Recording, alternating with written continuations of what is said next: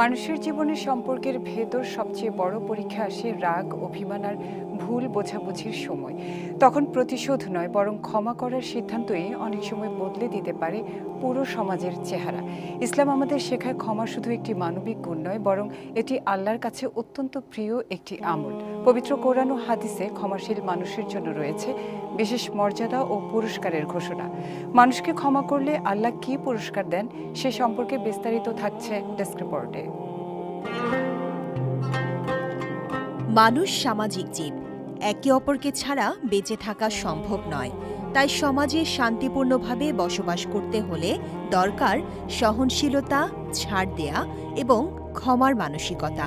পবিত্র কোরআন আমাদের শেখায় আল্লাহ নিজে ক্ষমাশীল এবং তিনি ক্ষমাশীল বান্দাদের ভালোবাসেন। তাই একজন মুমিনের অন্যতম গুণ হওয়া উচিত ক্ষমা করা।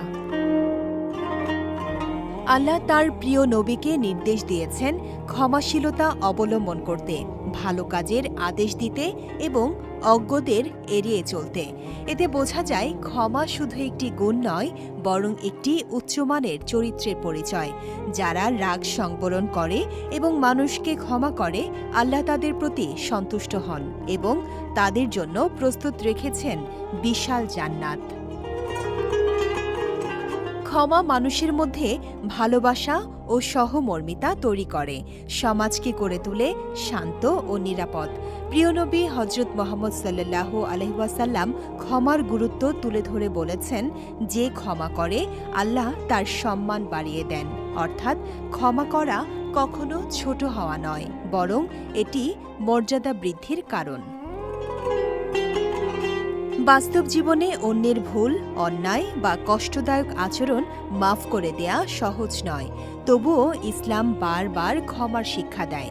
এমনকি নবী সাল্লাল্লাহু আলাইহি ওয়াসাল্লাম প্রতিদিন ৭০ বার পর্যন্ত ক্ষমা করার উদাহরণ দিয়ে বোঝাতে চেয়েছেন, ক্ষমা হতে হবে উদার ও পুনরাবৃত্তিমূলক। ক্ষমা করার মাধ্যমে মানুষের অন্তর পরিষ্কার হয়, হিংসা বিদ্বেষ দূর হয় এবং তাকওয়া বা আল্লাহ ভীতি অর্জন সহজ